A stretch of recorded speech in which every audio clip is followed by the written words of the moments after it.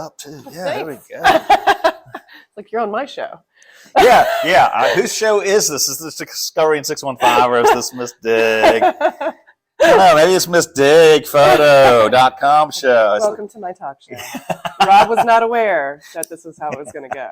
We're going to keep that as the opening introduction. Hey, everyone. Welcome to another episode of Discovery in 615. I'm your host, Rob Thacker, and I'm here with the lovely and talented Nora Canfield of the Miss Dig Photo. And I'm so glad to have her. Nora, thanks for coming on the podcast. Thank you for talking to me. So I'm always looking for interesting and new entrepreneurs and business owners. Of course, you've probably, I think, been in the field for a while, correct? 20 years, yeah. 20 years. So tell me a little bit about what got you started, what brought you to Middle Tennessee? Are you a native of Middle Tennessee? Born and raised. I'm actually one of the rare ones. Born and raised here in Nashville, Tennessee. I moved out to Hendersonville about 7 years ago. And I got into photography. I always took photos of my friends, like in my teenage years, and went to an arts magnet school at the time. It was Pearl Cone Arts Magnet, and with a focus in art, because I wanted to be like a painter and artist like my mom and my sister, who are very talented in that field. And so my focus was on art. I wasn't really that good at it, but I discovered the darkroom at the high school and asked the teacher, I was like, what is this? And she was like, oh, it's a darkroom. We'll do a little course in photography. And I was like, cool. And so when I saw that white sheet of paper turn into a black and white image, and it was actually a portrait of my art teacher, I fell in love. Like, I was like, this is what I want to do, because I felt like an artist, because it was hands-on, developing film and photos. And then from that point on, I got jobs in photo labs. I worked at several photo labs throughout the years. And,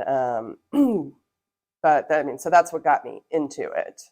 Now, as far as how I got to do it full time was back in 2004. My sister was ill and she lived in New Hampshire. And so me and my family kind of moved up there to help her. The job I had at the time was not very understanding. And I quit because I was like, my family is more important than my job. And then when I came back and tried to get a job, no one would hire me because they were my only reference. And so then I saw back then there was this newspaper called The Rage. It was like this little paper. I think it was an offshoot of, I think either the Tennessean or the Scene. And there was an article in there of a lady looking for plus size models. And because she wanted to do a plus size fashion show. And I was like, well, I had a little experience in modeling as a teenager and decided to go and try out, got in. Then I offered those ladies headshots for really cheap. And from there, that word of mouth spread like wildfire. Oh, wow. And so I was at the point where I was actually doing editing for another photographer at the time.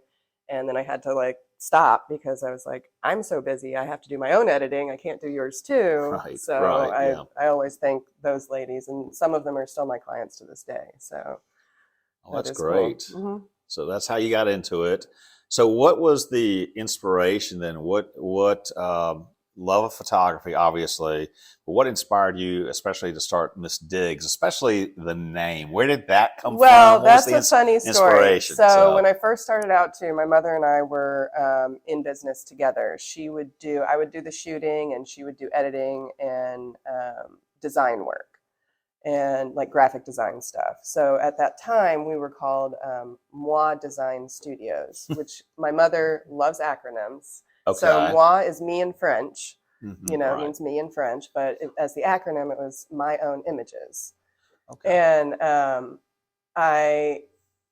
she retired from doing that. She was like, I don't want to do this anymore, because she had created all these plugins and actions for Photoshop to do glamour retouching and was making a good money off of that, selling to other photographers.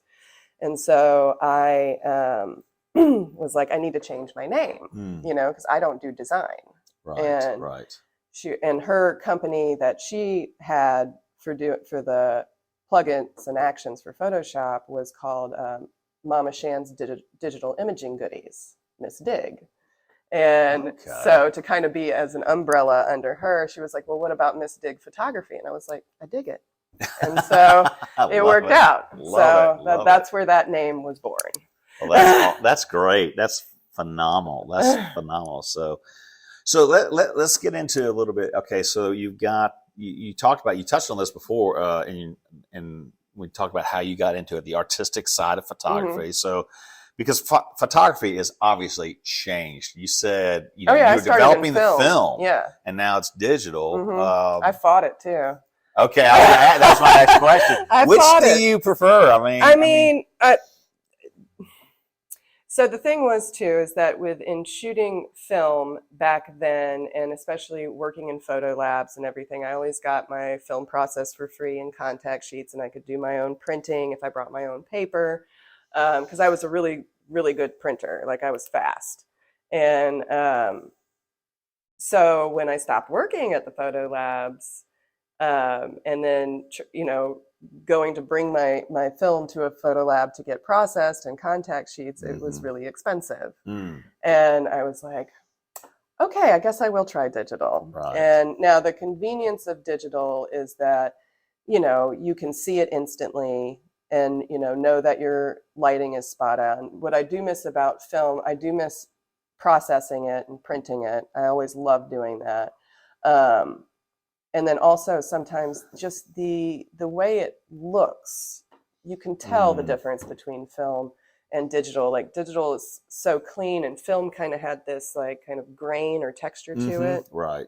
It's like when you look at old photos, you can just kind of see it, and it's just got a nostalgic feel to it. And I do miss that, but it's too expensive now and not as convenient. So let me ask this question, because we've seen, like, for example, in the music industry, vinyl is making a comeback. Do you think film will ever make a comeback like vinyl? I mean, some people do still do it, and I know there was a place in Nashville that tried to open up that was like a photo lab where you could like get a membership and do developing and stuff like that, but it didn't take off. And again, because of the cost of everything, and they're not really making the stuff anymore. But there's other things like, I think Fuji came out with the like Instax to be like a Polaroid, little mini Polaroids, right, yeah, exactly. And that's fun. Absolutely. I think Eliza has one of those. Yeah, so. I have one, of course. I love all that stuff. I always loved Polaroids too, and then you couldn't find the film for them, or if you did, it was expired, and so it would be all, all funky colors and stuff like that. But I've played with it all. Well, and I can tell because you have all these great looking cameras up here. So are you also a collector of cameras? Sort of. Too? I mean, not on purpose. It just kind of has happened, whether it's people giving me old cameras, or like my grandfather on my dad's side had a bunch of old cameras. He took photos as kind of like he liked nature stuff. And so I got a bunch of old stuff from him. And then of course my mom, and just other random people. They're like, oh, hey, I've got this old camera. Do you want it? And I'm like, sure, might as well add to it, because I have all the kinds, and I definitely did, tamper. I mean, this, in fact, was my first camera, which was my mother's camera. Oh, wow. So great. I'm like, yeah, I've got and that is now my main camera that I use. So Gotcha. You have a favorite out of all these that you like the best? I mean, the first camera, you can't go wrong, That's what I learned on, and sure, I do miss it, winding the film and all of that stuff. But that's great. So on your website, I was looking through your website. I see you have all sorts of, I guess you could say, genres or subjects. So, like, do you have a favorite? It said you had couples, you had children, you had family, hairstyle. I think it was actors. I do a lot of actors. Yeah. Okay, talk a little bit about that. I mean, who? I mean, is it? I mean, nobody famous or anything. It's everybody just trying to be an actor. But I do a lot of actor headshots, because several of the agencies, I'm on their list to send people to me, and which I appreciate, all of them. But my favorite shoot, so is my lollipop photos, which you can see back there. They're just a really fun, silly kind of, I call them like the anti-headshot, because in a normal headshot, you want to stay away from patterns and hands in the photos and stuff like that. And these are kind of prop oriented and bright and colorful, and you can wear patterns and all of that stuff. They're just super fun.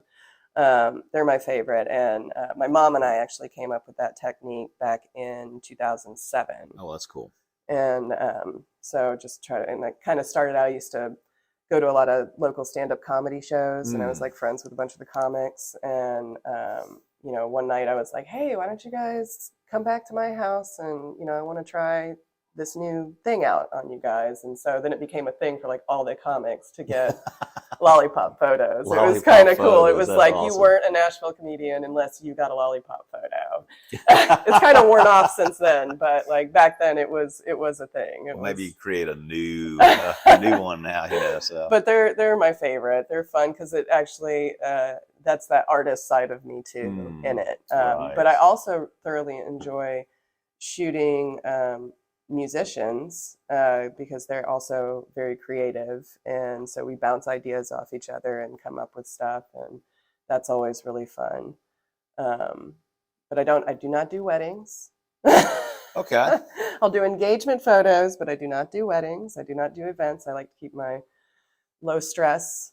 So understandable. That's understandable. Yeah. So I'm like, and I found my niche, and I'm like, and I know plenty of great wedding photographers that I refer everyone to, because I'm like, no, you can have it. I know it's good money, but I'd rather not. And then you got the one I found interesting too. I think it's called extractions. The ones that are like where I cut them out and put them in different places. Yeah, exactly. Yeah. Okay, that's what that means. Okay, that's so you get fun dressed to do up too. like so that's Vikings or and that's for like anybody that's like, oh, I really want to shoot at an airport or on a runway, but I don't have access to it. So I'm like, well, let's get on the stock image site and see what we can find. And so what I usually do with my clients, if they want to do something like that, I have them sit down with me, we go through, or before they get here, I'll go through and pick out a bunch of stock images and have them pick which one they want, because I need to know the image before I shoot so I can do the lighting appropriately so it looks realistic, because you can't just shoot anything and put it on a background or it's going to look fake, so you have to study the image and go, okay, I need to put a light over here, it's kind of lit soft or whatnot. So those are I just did a shoot the other day of a girl. I put her on a motorcycle, That's cool. Yeah, it was cool, and it worked out. And what I did is I brought my son's bike up here and had her sit on it in the pose and the angle of what the motorcycle image was, and just cut her out and put her on there and cleaned it all up. And that's amazing. That's amazing what you can do nowadays. You can't even tell. It looks like she's really on that bike. That's amazing. That's simply amazing. So let's talk about memorable. Do you have like one photo shoot, like maybe it was comical, or just one that's memorable that might stands out in your mind that you're like, oh yeah, I remember that couple or that guy or that gal. It was just funny, or well, I thoroughly enjoyed. I did shoot this couple because they went off and got married, so they wanted like wedding pictures, but not like traditional wedding pictures. Right. So they kind of dressed up like they were from like the 50s or 60s. Oh, that's cool. And we did a photo shoot at East Side Bowl. And have you ever been in there? I don't think I've been in there yet. Okay, well, it's very vintage. Okay. And so we did a shoot in there, and it was very fun and very challenging too, because it is very dimly lit, and I'm so glad I had my lights with me because it worked out. But that was a really fun shoot. Okay, that sounds great. I'm gonna have to check out East Side Bowl now. Yeah, it's neat. Like all their bowling balls are like pool balls. Oh wow! So it's like whatever pound it is whatever like pool ball that is. Oh, that's hilarious. Yeah. That's creative too. Yeah, that's very creative. It's really cool. I get the 9 it's balls. really cool. 9 pounds. That's great. Mm-hmm. So you mentioned earlier, like you refer out. So how does that work in the community in terms of business? Like you said, if somebody comes to you, I'll refer them to a wedding photographer, things like that. How does that work? is there a good group of you all in the community that you guys, in terms of like in terms of referrals, what are the challenges in this industry that you find? Well, I mean, I don't know. I mean, I'm not part of any like photographer groups or anything Right. like that. I'm kind of a lone wolf, so to say. But I mean, I have other friends that are Right. photographers, and like I said, I do refer them. Like I have a couple of ladies that are really great wedding photographers. I have another lady that's a really great event photographer. And so if people come to me with those things, I'm like, hey, go check out these people, because I don't really do that. And but then they also will refer people to me sometimes if they don't want to do headshots or something, because Right. the wedding photographers a lot of times are strictly weddings because Mhm. it takes up a lot of their time and they make great money. Yeah. And so that's all they have to do is weddings. And so if anybody needs headshots, they might send them to me or whatnot. So um, but yeah, that's about it. Like I said, I'm not really I don't have like a bunch of photographer friends. So or guys, if you need anything. headshots, come see this lady, please. Do that. So what are some of the challenges then? What has been the challenge or challenges you faced in this line of work for you? Well, I mean, it's not consistent. I can understand that. Yeah, kind of like real estate, right? Yeah. Like it's not consistent, because it's funny. I look at my charts from like the past years, and it's funny. It's not consistent from any month compared to the year before. It's so funny. Like I can have a great January one year and a horrible January another year, a Mm-hmm. great June one year and a terrible June another year. So it's like I have to really uh, discipline myself as far as like budgeting and spending goes, because I'm like, oh, you never know what's going to happen. So I've learned that lesson because I definitely got excited one year, and then it like had a really busy like 3 months. It was like, I've best year ever. And then it was like, boo. And I was like, okay. Yeah. But I still made it. Yeah. I've still made it through. But I mean, I don't make a lot of money, but I'm happy. And that's the thing, is that I'm happy with what I do. I love my clients, and I just thoroughly enjoy it. I mean, some of the most fun for me is I get a lot of clients that come in that have to get a headshot for work, and they're like, I hate photos of myself. I hate the way I look in photos. And then I take their pictures and we sit down to look at them. And then they're like, oh my gosh, I love my photos. And that is the biggest, sorry. You're good. That is the biggest treat for me, I love that challenge, because I'm like, you're going to like your photos. Oh, I yes. already know. You're going to like it, Yes. I mean, I still use the photo that you did for our family. when we were doing, with the blues too. That one still, exactly. Uh-huh. So that was a great photo opportunity. Thank you again for doing that. You're So welcome. guys, hey, man, speaking from experience, you got to use Nora as your photographer for headshots, family shots, whatever. So, well, back to the challenges. I did just think of something. So also one of the things nowadays too is that, we have these phones that take great photos. And so there are people out there, and the AI stuff is bonkers to me. So it's crazy. A lot of people are doing iPhone photography. There's also the AI stuff. I was actually shocked one time. I did headshots for an actor client of mine. Great headshot. And, she's been getting all these gigs, but then she submitted this other photo to her agency that was clearly an AI photo. Like I could tell, because she does not look like that. But they still promoted it on the agency site. And I was like, what? But that's not even a real photo. And I've seen that with other people too, where they're like, oh, hey, I just did this photo shoot, but they're clearly AI photos. And I'm like, how are people getting away with this? Okay, so let's go down that rabbit hole a little bit. How can you tell?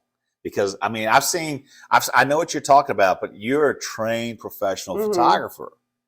You can tell by the eyes, and if there's hands in the photo, you can definitely tell, because there's always extra fingers or fingers missing or fingers growing on fingers, but they have gotten better And so it's like AI is perfecting itself. It's just like I have a friend that started doing where you could submit your picture and have AI photos come back from like the 30s, 40s, 50s or whatever. Oh, yeah. So back when they first started coming out, she was doing it and I was like, it kind of looks like her. And then she did one more recently and spot on. I was like, holy cow, that's really good.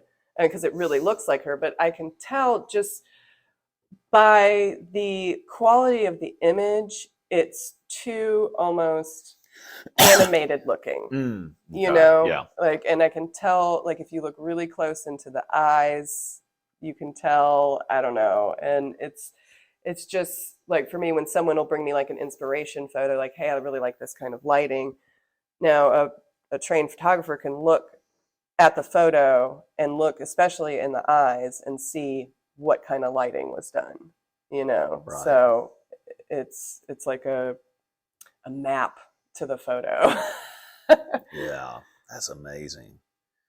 So let's come back to, you mentioned your clients. So what do you want your clients to, because you mentioned that already with a client that was so excited. So what kind of experience do you want your clients to have with you and the photo I just shoot? I want them to be happy, of course. Obviously. And, usually when they come in, I try to get them comfortable, so it's not like they come in and I'm like, all right, come on, let's get going. There is a process to it because people get so nervous with photo shoots that's what they think it is, is they think that, I got to be there and I got to go right in and do photos. And that's not the case with me. I kind of do a consultation right before because I'm like, okay, what are you going for? Do you have any inspiration photos? Do you need help picking out your clothes? Because sometimes people will be like, I brought extra because I wasn't sure. Sometimes they'll bring their whole freaking closet.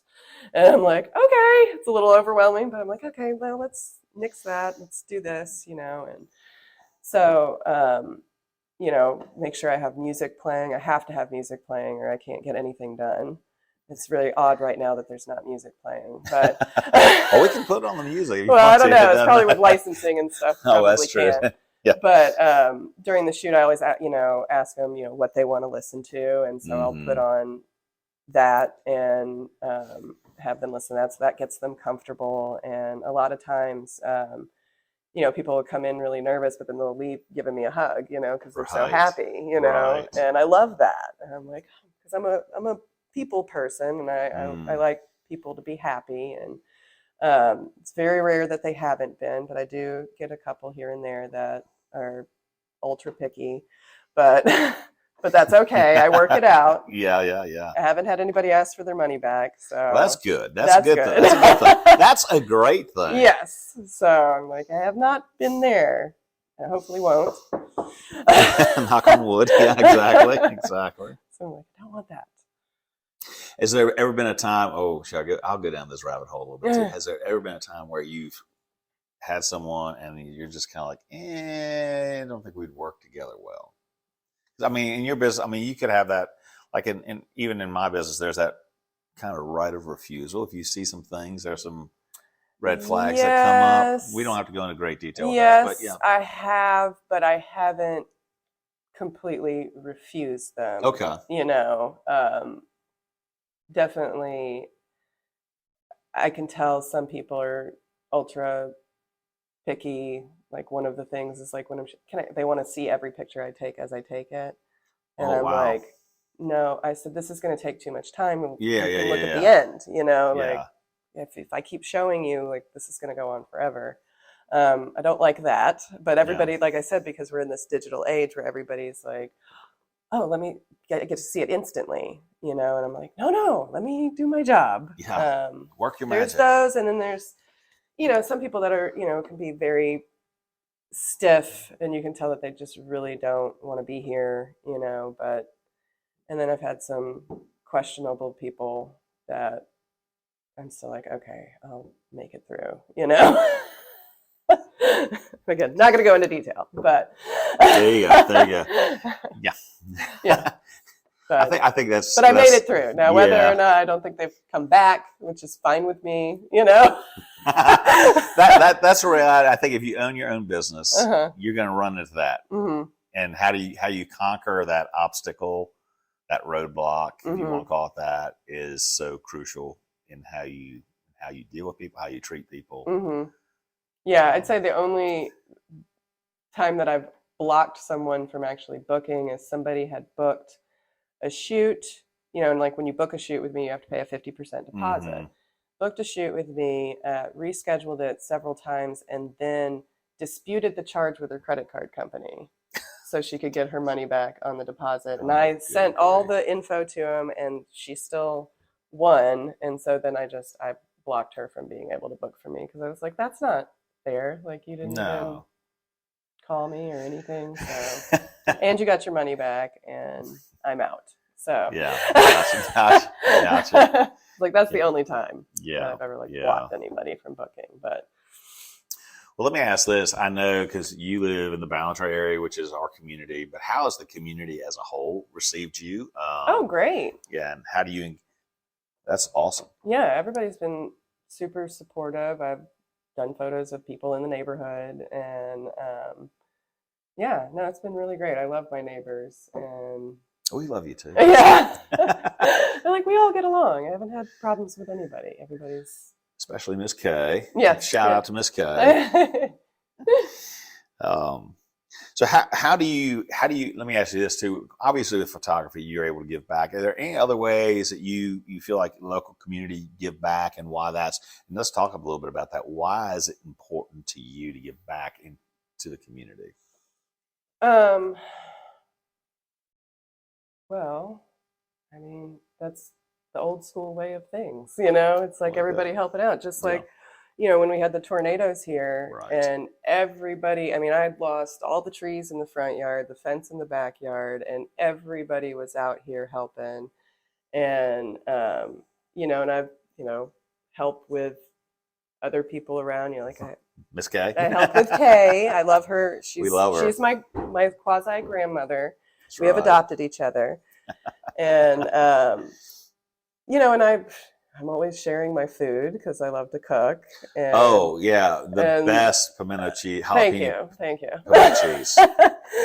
But I always, like, when I have like leftover food stuff, I'm always asking my neighbors, like, hey, you guys want some soup or some chili? Or, I like to feed people. That's my and helping, I am just naturally that way. I think I get it from my mom. I grew up with her always helping people and cooking and all of that stuff. So that's kind of my thing. Absolutely. So on that note, any other, besides outside of photography, any hobbies, any cooking. Cooking, yeah, cooking. All right, besides the cooking. No, that's probably about it. I love, cooking, grilling. I like to barbecue. I'm going to be judging the Pig Fest. Oh. I did that last year. Thoroughly enjoyed it. Had some of the best ribs I've ever had. Yes. End of October. Right? Yes. So I'm excited about that. So I did compete once. What was that, in 2021, and won. But for novice beef, I did a tomahawk steak. And smoked it and seared it, and it was really good. And I love cooking those. Those are fun. But yeah, that's my only hobby is cooking. Of course, we'll be getting ready. I guess I assume you guys will be out here for Ballantrae's Big Bash on October 31st. Well, I'll probably be at Kay's. Because nobody really comes down here, which saves me money on candy because there's a lot of kids around here. Yeah. So we'll be doing a reel on that one. Yeah. I do like costuming though. I do like helping people with costumes and stuff. Fun. So so I have a bunch of stuff, and of course I have a lot of props for my photography and all of that. And in fact, I got a friend coming over this afternoon to look at some of my costume stuff for her Halloween costume. So that's fun. Oh, good deal. So what advice, let me ask this, what advice do you have that you would give to someone who's looking to get into the photography business or aspiring into this industry? What would gold nuggets on that, words of wisdom? Well, just keep, I mean, if you love it, keep doing it and keep trying and, put yourself out there. Like I said, I did really cheap shoots in the very beginning just to get the portfolio built up and word of mouth and all of that. And that's just kind of how you have to start out. And eventually also it's funny too, looking back on, my first photo shoots, and I'm like, oh my God, people paid me for that. But I mean, it was neat, but I've definitely gotten better Right. as the years have gone on, and, experimented with different, lighting techniques and stuff like that. And, all that different stuff. And it's fun. And then just also playing in Photoshop, that's kind of being, artistic as well. And because that's the thing too, is that, there's a lot of photographers out there, but not all of them are good at Photoshop. I have had to correct lots of photos from other photographers for my clients. Oh, gosh. I have done that a lot too. They'll be like, hey, I got these done. And they'll send them to me, and the way they're edited, I'm like, oh, geez. I'm like, can you get me the original photo? Like the raw photo, so I can edit it from the beginning, because it's kind of hard to undo some of the editing. Oh, wow. But yeah, and a lot of that is, I mean, I learned, funny story, I went to Nashville Tech and focused in photography. And my mom also taught Photoshop there. She started going there to learn Photoshop, and she was so good, they asked her to teach. And so she became my Photoshop teacher. And she told me, she said, don't think I won't fail you if you don't show up or do your work. And I was like, yeah, okay. She failed me. I failed Photoshop in college. And she was not joking. I failed. But she was also my own personal tutor. So. Ouch. So I'm very good at Photoshop. I was gonna say, what were those conversations like back then? Oh man, it was at home. Yeah, it's just I mean, thank goodness, that school wasn't very expensive back then, so it was good, and I loved it. And that's also kind of funny too. When I first started going there, it was film, and I was a black and white snob. I was like, I'm only going to shoot black and white. And so I took black and white classes, loved it, processing, all of that stuff. And then I had to take a color class to, go towards my certificate. And so I walked into the color lab, and I was just like, oh, I love color. And so I started taking my black and white negatives and printing them in the color lab. So they would be like red and white or blue and white or yellow and white, because you could just kind of create a color pack to make it, instead of black and white, whatever color and white. And my black and white teacher would be like, Nora, you're supposed to be doing those images in my class. And I was like, yeah, but I love color now. And so I had actually, since I fell in love with color and I was still doing film, I actually created this, I was trying to be an artist photographer back when I was 18.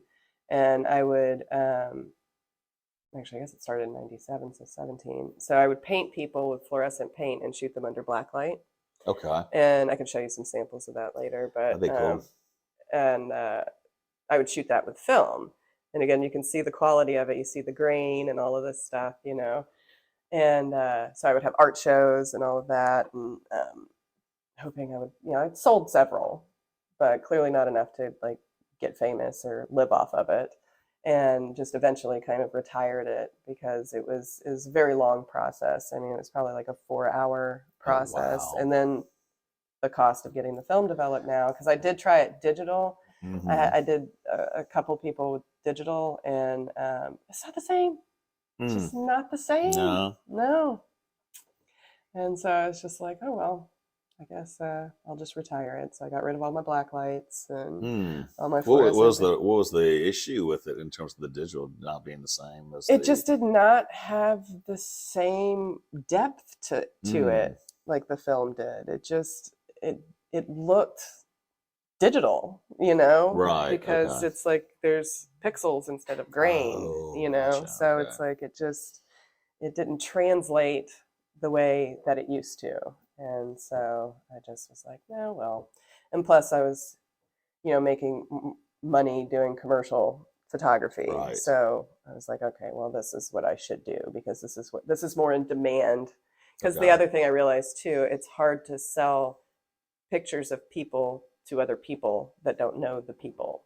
Yeah, exactly. Okay. They're Yeah, like, yeah, who yeah. is this stranger? Yeah, yeah, absolutely. So, I mean, unless it was a famous person, then that would probably be easy. But none of my people were famous, so Not yet. not yet, Not yet. not yet. Not yet. But Well, what are any future plans? Any big upcoming projects that you can share you've got going on, or?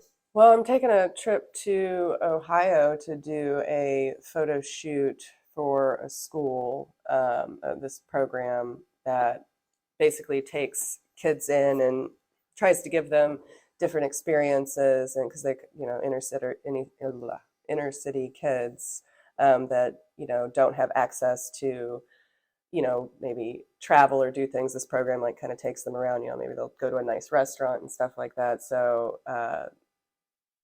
the program head reached out to me to basically come, and I'm going to do photos of each kid. Like they'll be wearing their like high school name shirt and some jeans, and then I'll do another photo of them like in whatever career they want to pursue. Right. So like if they want to be a doctor, they'll be in a lab coat. If they're going to be a lawyer, they're going to be in a suit, and then I will extract them and put them together. So they're nice. with themselves, like the now and the future.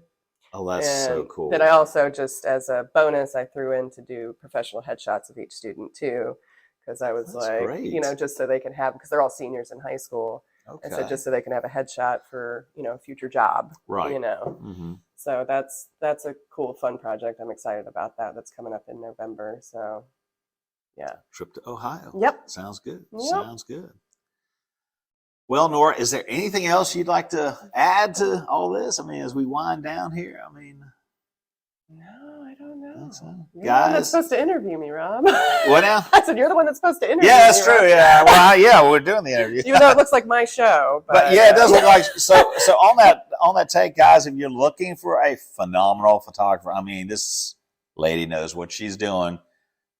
Check out msdigphoto.com. You can schedule appointments there through that. Yeah, all my prices are listed online, and you can book right on there. And of course, if you have any questions, you can call, email, text, and I will respond. All right. Well, hey, y'all, thanks for tuning in, and we'll catch you later. Thank you, Nora. You're welcome. Thank you, time Rob. today. So anyway, y'all take care. Stay safe.